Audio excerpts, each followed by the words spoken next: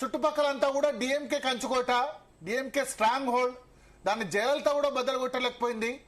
So అటువంటి కంచుకోటలో ప్రస్తుతం ఉదయనిధి స్టాలిన్ వెనుకంజలో ఉన్నారు.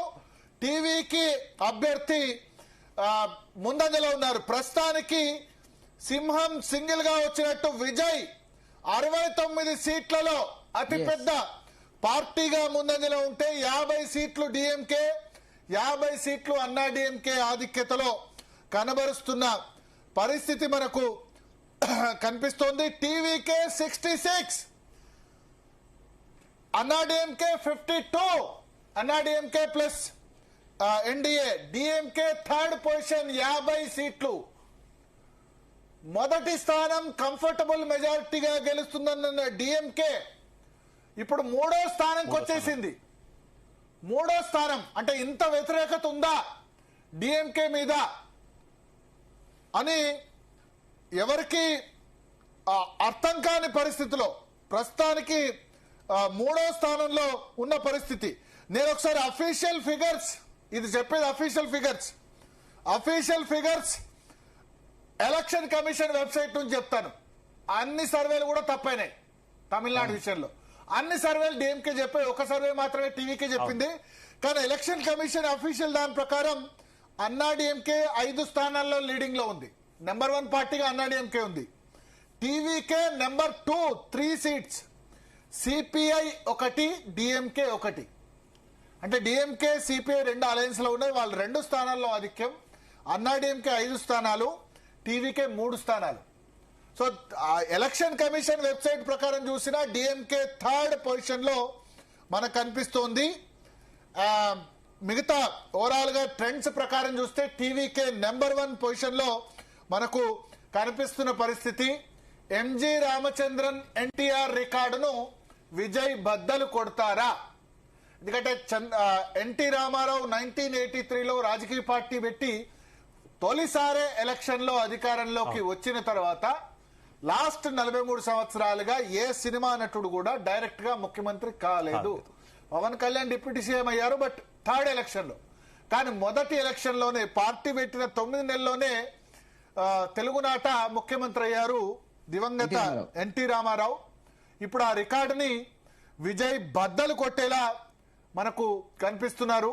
అంటే బద్దలంటే 9 నెలలు కాదు, దాదాపు పార్టీ పెట్టి 1 ఇయర్ దాటింది. బట్ తమిళనాట ఆ రికార్డును ఆయన బద్దలు కొట్టే విధంగా మనకు కనిపిస్తున్నారు. ఒక film star not only in south India, north ఇండియాలో కూడా ఇటువంటి పరిస్థితి లేదు. ఇంకోవైపు వెస్ట్ బెంగాల్లో మ్యాండేట్ చూస్తే గనక భారతీయ జనతా పార్టీకి అక్కడ అప్పర్ హ్యాండ్ కనిపిస్తోంది. 120, 110 ఆ విధంగా భారతీయ జనతా పార్టీ చెప్తున్న పరిస్థితి. భారతీయ జనతా పార్టీకి కంఫర్టబుల్ లీడ్ కనిపిస్తోంది. ఇక్కడ ఎన్నికల కమిషన్ వెబ్సైట్ ప్రకారం మాత్రం బీజేపీ 3 చోట్ల ఆధిక్యంలో ఉంటే తృణమూల్ కాంగ్రెస్ కేవలం 1 చోట మాత్రమే ఆధిక్యంలో ఉంది. బీజీపీఎం, ఇది భారతీయ జనతా పార్టీకి సంబంధించిన అలయన్స్ పార్ట్నర్ అనుకుంటున్నాను నేను. ఆ పార్టీ కూడా 1 స్థానంలో మనకు భారతీయ గోర్ఖా ప్రజాతాంత్రిక్ మోర్చా, ఇది అక్కడ మనకు గోర్ఖా ల్యాండ్ లో ఉంటుంది. అక్కడ ఇది 1 స్థానంలో ఆధిక్యంలో మనకు కనబరుస్తున్న పరిస్థితి. కేరళ అయితే క్లియర్ గా 1 సైడ్ గా కాంగ్రెస్ పార్టీ అక్కడ కనిపిస్తోంది. కాంగ్రెస్ క్లియర్ గా ఉంది. కాంగ్రెస్ ముక్త్ భారత్ ఏమో గానీ కమ్యూనిస్ట్ ముక్త్ భారత్ అయ్యేలా కనిపిస్తుంది. ఉన్నది ఒక్క రాష్ట్రం వెస్ట్ బెంగాల్లో అయితే వాళ్ళు 5% లోపు బిలో ఓటింగ్ పడిపోయినారు. సో ఉన్నది ఒక్క రాష్ట్రం. కాంగ్రెస్ ముక్త్ భారత్ మోడీ సాధించలేదు, కానీ కమ్యూనిస్ట్ ముక్త్ భారత్ అయితే కనబడుతుంది. కేరళలో యూడీఎఫ్ కంఫర్టబుల్ గా ఉంది. 21 చోట్ల Congress party election commission website ప్రకారం. ఇండియన్ యూనియన్ ముస్లిం లీగ్ 5 చోట్ల 26 సీట్లు. ఇక్కడ సిపిఎం 11, సిపిఐ 2, కేఈసి 2. సో చాలా కంఫర్టబుల్ లీడ్ లో కాంగ్రెస్ పార్టీ కనిపిస్తోంది. తమిళనాడు ఫలితమే సంచలనం. తమిళనాడులో మనం క్వశ్చన్ మార్క్ పెట్టుకొని రాసుకోవచ్చు. తమిళనాడు ముఖ్యమంత్రిగా తదుపరి ముఖ్యమంత్రిగా విజయ్. ఈ తమిళనాడుకు బాగుంటుంది. తమిళనాడు ముఖ్యమంత్రి విజయ్ తదుపరి ముఖ్యమంత్రి. ఎందుకంటే అన్నా DMK BJP is ready to support Vijay. సనాతన ధర్మం గురించి కామెంట్ చేసింది కాబట్టి డిఎంకేకి అయితే భారతీయ జనతా పార్టీ ఇవ్వలేదు. ఎందుకంటే నార్త్ ఇండియాలో క్వశ్చన్ చేస్తారు, సనాతన ధర్మం వైరస్ అన్న ఉదయనిధి స్టాలిన్ కు అక్కడ ప్రజలు చపాకలో చెంపచెల్లం అనిపించారు. నాకైతే వ్యక్తిగతంగా ఉదయనిధి స్టాలిన్ ఓడిపోవాలనుంది. ఒక హిందూగా సనాతన ధర్మాన్ని వైరస్ అన్నాడు కదా, నాకు వ్యక్తిగతంగా ఉదయనిధి స్టాలిన్ లో అక్కడ ఓటర్లు చపాక్లో చెంప చెల్లు అనిపించాలని ఉంది. చూద్దాం, ఇప్పుడైతే వెనకంజలో ఉన్నారు. ఎందుకంటే ఆ విధంగా కామెంట్ చేసిన వాళ్ళు అంటే 80% మంది ఉన్న హిందువుల ధర్మాన్ని ఇంకో వేరే ధర్మం గురించి కామెంట్ చేయలేడు కదా. ఆయన వేరే మతం తీసుకోవచ్చు, వాళ్ళ తల్లే టెంపుల్స్ వెళ్తుంది. సనాతన ధర్మాన్ని ఎవరు ఏం చేయలేరనడానికి ఉదాహరణ ఏంటంటే ఉదయనిధి స్టాలిన్ ముందుగా తన తల్లిని టెంపుల్స్ వెళ్ళొద్దని చెప్పాలి, అంతే కదా, చెప్పలేరు కదా. సో ఆ చపాక్లో ఇప్పటికైతే మరి చెంప చెల్లు అనిపించే దిశగానే కనిపిస్తోంది. చూద్దాం ఫైనల్ రిజల్ట్ ఏమవుతుందో. బట్ డిఎంకేకు థర్డ్ పొజిషన్ మాత్రం చాలా ఇంట్రెస్టింగ్ ఫ్యాక్టర్. ఇప్పటి వరకు ఉన్న దాని ప్రకారం ఇంత వ్యతిరేకత ఉందా డిఎంకే మీద? తమిళనాడు ప్రజలు చూసి చూసి చూసి ఎగ్జిట్ పోల్స్ అన్ని సార్ అసలు దాదాపుగా మెజారిటీ ఎగ్జిట్ పోల్స్ డిఎంకే 76 స్థానాల ఆధిక్యం, అన్నా డిఎంకే 55, డిఎంకే 51 స్థానాలు. పూర్తిగా తలకింది. అర్బన్ మొత్తం కొట్టేశారు. విజయ్ అర్బన్ కొట్టేశారు. రజనీకాంత్ కూడా పార్టీ పెట్టాలంటే పెట్టాలా వద్దా అని చెప్పి అన్ని సంవత్సరాలు ఆగి భయపడ్డ చోట బహుశా రజనీకాంత్ పార్టీ పెడితే ఏ విధంగా ఉండేదేమో. అంటే వీళ్ళను తట్టుకుంటారో లేదో అనుకున్నారు, కానీ ఆయన కూడా గెలిచేవాళ్ళం. అంటే there is no alternative. TINA factory అనిపించింది. డిఎంకే అన్నా డిఎంకే తప్ప ఇక రెండు పార్టీలు లేవన్న దాన్ని మొత్తం చేసేశారు. బట్ ఏదేమైనా చాలా ఇంట్రెస్టింగ్ రిజల్ట్ మనకు తమిళనాట కనిపిస్తున్న పరిస్థితి. 123 సీట్లో వెస్ట్ బెంగాల్లో భారతీయ జనతా పార్టీ ఆధిక్యం, 108 సీట్లో తృణమూల్ కాంగ్రెస్ ఆధిక్యం. మొత్తం చూసుకుంటే కనుక అంటే చాలా టఫ్ ఎలక్షన్. నేను చెప్తుంది ఏంటంటే చాలా టఫ్ ఎలక్షన్. ఈ భారతీయ జనతా పార్టీ గెలవడం అన్నది ఏదో 200 సీట్లు భారతీయ జనతా పార్టీకి రావు. వస్తే కనుక ఇట్స్ మిరకిల్. తృణమూల్ కాంగ్రెస్ కు 200 సీట్లు వచ్చేందుకు అవకాశం ఉంది. ఎందుకంటే 294 సీట్లో 106 సీట్లు ముస్లిం మైనారిటీ ప్రాబల్యం ఎక్కువ. మన పాత బస్తీ లాంటి సినారియో ఉన్న సీట్లే ఒక 70-80 సీట్లు ఉంటాయి. అంటే అక్కడ ఎంఐఎం తప్ప వేరే పార్టీ గెలవదు. ఇప్పుడు తృణమూల్ తప్ప వేరే పార్టీ గెలవదు. ఎంఐఎం వచ్చినా తృణమూల్ని కొట్టలేకపోతుంది. ఎందుకు? మమతా దీది ఆ విధంగా ఏమంటారు, ఆ విధంగా ప్రసన్నం చేసుకున్నారు ముస్లిం. సో టూ మచ్ ముస్లిం అపీస్మెంట్ ఇప్పుడు అక్కడ హిందూ పోలరైజేషన్ కు మిగతా ప్రాంతాల్లో మనకు కనిపిస్తున్న పరిస్థితి. దీని మరి ఇంకొక మాట చెప్పాలి చాలా మంది, ఇది పోస్టల్ బ్యాలెట్ లీడ్ కాదు. వెస్ట్ బెంగాల్లో పోస్టల్ బ్యాలెట్ లాస్ట్ లో కౌంట్ చేస్తారట. సో ఇది ఉద్యోగుల ఓట్ల వల్ల కాదు, కామన్ పబ్లిక్ ఓట్ల వల్లే ఈ విధంగా పరిస్థితుంది. ఉద్యోగుల ఓట్లు డెఫినెట్ గా భారతీయ జనతా పార్టీకి ఎక్కువ వస్తాయి. ఎందుకంటే ఆమె 5 డిఏలు పెండింగ్ లో పెట్టింది. తెలంగాణతో పాటు అత్యధిక డిఏలు పెండింగ్ ఉన్న రాష్ట్రం వెస్ట్ బెంగాల్. 5 డిఏలు పెండింగ్ లో పెడితే లాస్ట్ కు సుప్రీంకోర్టు జడ్జిమెంట్ ఇచ్చింది. మీరు 5 డిఏలు అట్లా ఇవ్వడం కరెక్ట్ కాదని చెప్తే ఇవ్వాల్సి వచ్చింది. సో 5 డిఏలు పెండింగ్ లో నిజంగా ఆమె ఇచ్చినా కొంచెం ఉద్యోగులు ఏమైనా చేసేవాళ్ళు. సుప్రీంకోర్టు తీర్పుతో ఇవ్వాల్సి వచ్చింది. కాబట్టి ఉద్యోగులు ఎంత వ్యతిరేకత ఉంటారో ఆలోచించండి. సో డిఏలు పెండింగ్ ఇక్కడ ఇష్యూ, అక్కడ ఇష్యూ. దేశంలో అత్యధిక డిఏలు పెండింగ్ లో ఉన్న రాష్ట్రాలు వెస్ట్ బెంగాల్, తెలంగాణ. బట్ దీదీకి అక్కడ సుప్రీంకోర్టు షాక్ ఇవ్వడం తోటి సో ఇంకా పోస్టల్ బ్యాలెట్ స్టార్ట్ కాలేదు అక్కడ. కేవలం ఇది పోస్టల్ బ్యాలెట్ కాదు, ప్రజల నాడే అక్కడ కనిపిస్తోంది డైరెక్ట్ గా అక్కడ. ఇప్పుడు మనకు అందిన అప్డేట్ ప్రకారం భారతీయ జనతా పార్టీ 3, బీజేపీఎం అంటే గుర్ఖా ల్యాండ్ లో ఉన్న పార్టీకి 1 seat, all India Trinamool Congress 1 seat. Tamil Nadu interesting, అన్నా డిఎంకే 11. ఎలక్షన్ కమిషన్ వెబ్సైట్ చెప్తున్నాను నేను, ఎందుకంటే మిగతా ఒక్కో ఛానల్ ఒక్కో విధంగా చెప్పొచ్చు, ఒక్కో నెట్వర్క్ ఒకటి చెప్పొచ్చు. ఇది అధికారిక ఫిగర్స్, బల్లగుద్ది చెప్పుకోవచ్చు, ఇది అధికారిక ఫిగర్స్. అన్నా DMK 11, TVK 9, DMK 5, Congress party 2, PMK 1. అంటే డిఎంకే కాంగ్రెస్ 2 ప్లస్ పిఎంకే బహుశా అన్నాడీఎంకే కూటమిలో ఉంది. 12 అన్నాడీఎంకే కూటమి, టీవీకే 9, డిఎంకే కాంగ్రెస్ కలిస్తే 7. థర్డ్ పొజిషన్ లో ప్రస్తుతం అక్కడ కనిపిస్తున్న పరిస్థితి. అస్సాంలో హిమంత బిశ్వ శర్మ వార్ వన్ సైడే చూపుతున్నారు. చాలా కంఫర్టబుల్ గా Bharatiya Janata party 19, BOPF 3, AGP 2. ఇవన్నీ కూడా ఏ పార్టీలు? బోడోల్యాండ్ పీపుల్స్ ఫ్రంట్ ఎన్డీఏనే, అస్సాం గణ పరిషత్ ఎన్డీఏనే. 19 + 3 22 + 2 24 అయితే కాంగ్రెస్ సింగిల్ డిజిట్ లో 2 సీట్లు ఉంది. సో మూడవసారి 10 సంవత్సరాల అధికారంలో ఉన్న తర్వాత కూడా కాంగ్రెస్ అక్కడ సింగిల్ డిజిట్ పార్టీ అయిపోయే సిచ్యువేషన్ వచ్చింది. ఎంతో అక్కడ కూడా ముస్లిం ఓట్ పర్సంటేజ్ చాలా ఎక్కువ. బట్ అక్కడ హిమంత బిశ్వ శర్మ చాలా గట్టిగా అగ్రెసివ్ హిందుత్వ కాంగ్రెస్ పార్టీ నుంచి వచ్చారు. ఆయన బీజేపీ డైరెక్ట్ ప్రొడక్ట్ కాదు. బట్ చాలా విధంగా చూస్తే ఇప్పుడు సట్టా బజార్ ఏం చెప్తుంది తెలుసా? వెస్ట్ బెంగాల్ ఇప్పుడున్న ట్రెండ్ ప్రకారం 160 నుంచి 190 సీట్లు భారతీయ జనతా పార్టీ సాధిస్తుందని సట్టా బజార్ చెప్తుంది. 147 magic figure. Touch and go election ఇది వెస్ట్ బెంగాల్లో. అంత ఈజీ కాదు. 131, 134 ఇట్లా ఈ విధంగా చివరి నిమిషం వరకు కూడా నడుస్తుంది. కొంత స్వల్ప ఎడ్జ్ భారతీయ జనతా పార్టీకి చూపిస్తున్న పరిస్థితి.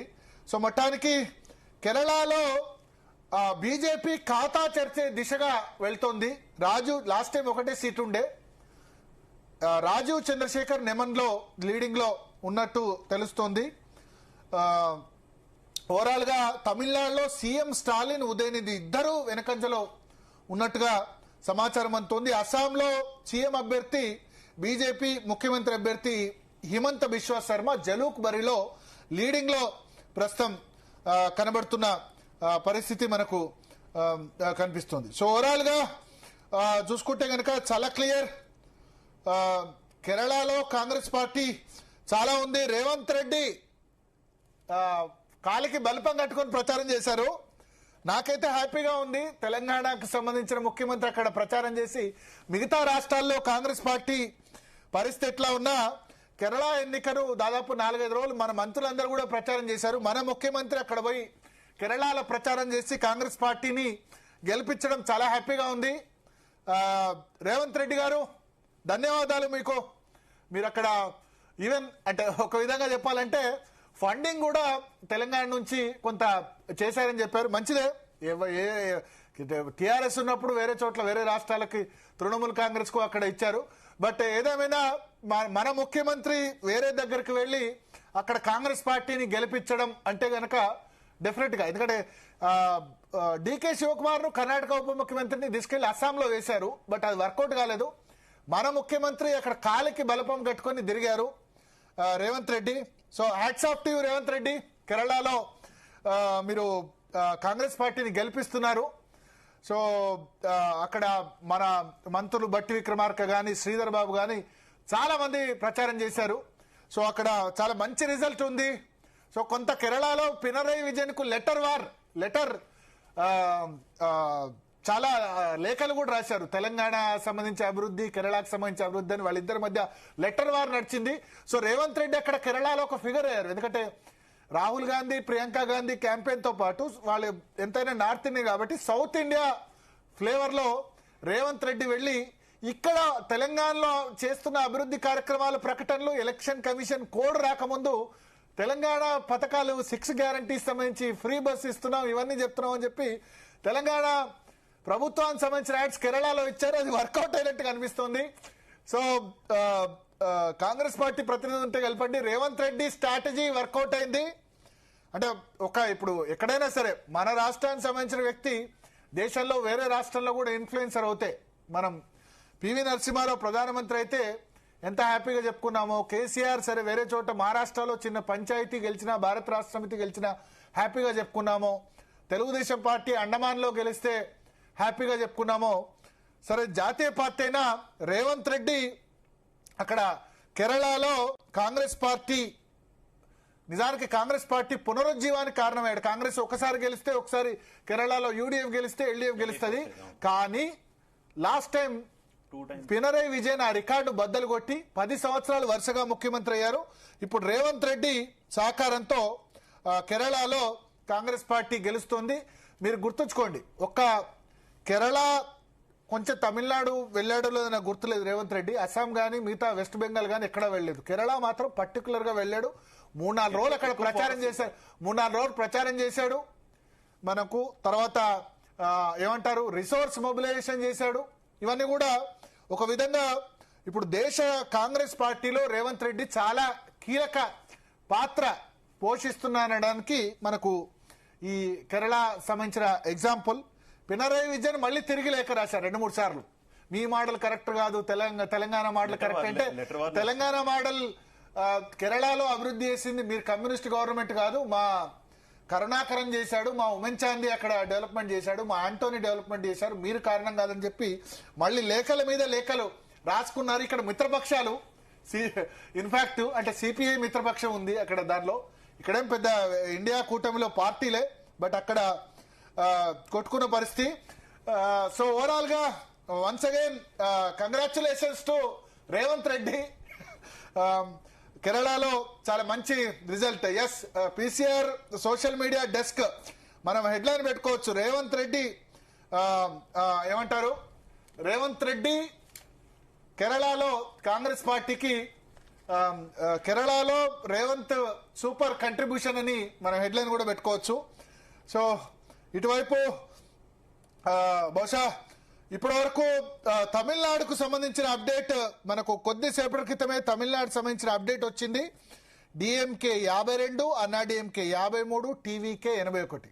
నేను అందుకని చెప్పాను నెక్స్ట్ ముఖ్యమంత్రిగా Vijay. PCR social media desk alert, Tamil Nadu తదుపరి ముఖ్యమంత్రిగా అని క్వశ్చన్ మార్క్ వేసుకొని పెట్టుకోవచ్చు. తమిళనాడు తదుపరి ముఖ్యమంత్రిగా విజయ్. ఎందుకంటే అన్నాడీఎంకే డిఎంకే అధికారంలోకి రాకుండా ఉండేందుకోసం ఖచ్చితంగా అక్కడ ఖచ్చితంగా సపోర్ట్ కూడా ఆయనకు ఇచ్చే అవకాశం ఉంటుంది. 100కి 200% డిఎంకే రాకుంటే చాలు, మళ్ళీ రెండోసారి వస్తే అన్నాడీఎంకే కిల్ అయిపోతుంది. విజయ్ వస్తే వాళ్ళకి మళ్ళీ అవకాశం ఉంటుంది. ఎందుకంటే స్టాలిన్ అక్కడ చెన్నై కానీ మిగతా చోట్ల కానీ మనీ పవర్ పరంగా చాలా స్ట్రాంగ్ అయిపోయారు. ఇక్కడ ఇప్పుడు కనుక డిఎంకే అధికారంలోకి వస్తే శశికళ తొక్కేస్తుంది పళనిస్వామి. ఎందుకంటే అన్నాడీఎంకే కాచుకొని కూర్చుంది. సో అన్నాడీఎంకే విజయ్ కలిపి మేబీ అధికారంలోకి రావచ్చు. కొంచెం తక్కువ పడ్డా ఇప్పుడైతే 79 సీట్లు ఆధిక్యం కనబరుస్తుంది. మరి డిఎంకే అన్నాడీఎంకే కలుస్తాయా? బద్ధ విరోధులు, చరిత్రలో లేదు ఇంతవరకు.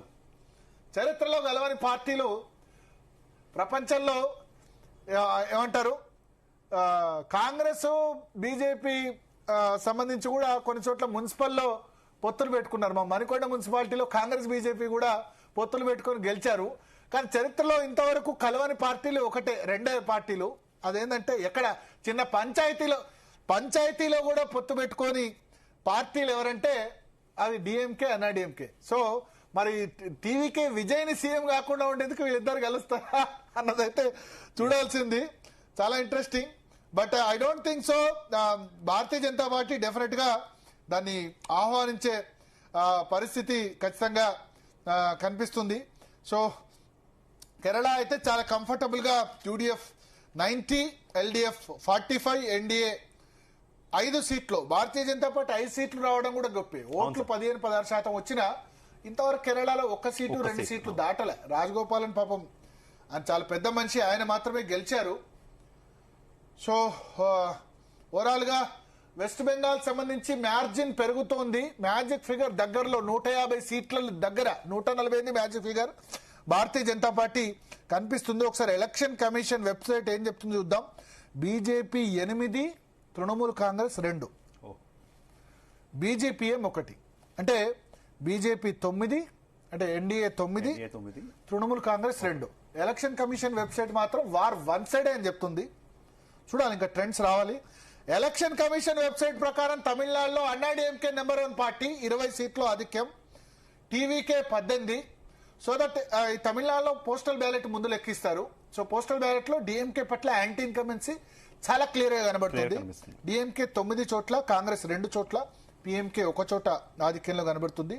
పుదుచ్చేరిలో NDA clear, all India Rangaswamy Congress 4, Congress party 2, Anna DMK 1, DMK 1, independent 1.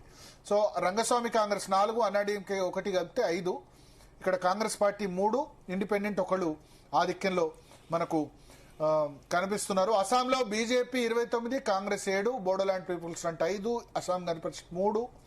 ఇవన్నీ చూస్తే క్లియర్గా ఉంది. కేరళలో చాలా క్లియర్గా ఉన్నారు. సో మాట్లాడదాం. కత్తి వెంకటస్వామి గారు ఉన్నారు మనతో పాటు. కత్తి వెంకటస్వామి గారు నమస్కారం. నమస్కారం. ఒక కేరళ తప్ప మీకు ఎక్కడా రిజల్ట్ బాగాలేదు. కేరళలో క్రెడిట్ నేను రేవంత్ రెడ్డికి ఇస్తున్నా. కేరళలో కేరళ క్రెడిట్ ఎవరికి అని అంటే కేరళలో ఉన్నటువంటి ట్రెండ్ 10 సంవత్సరాల ఉన్నటువంటి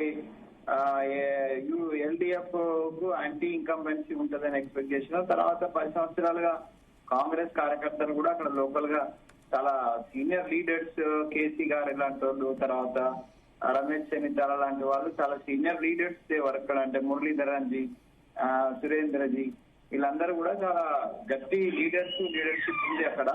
కాబట్టి డెఫినెట్ గా ముందు నుంచి ఊహించినట్టుగానే కొంత ట్రెండ్స్ కనిపిస్తున్నాయి.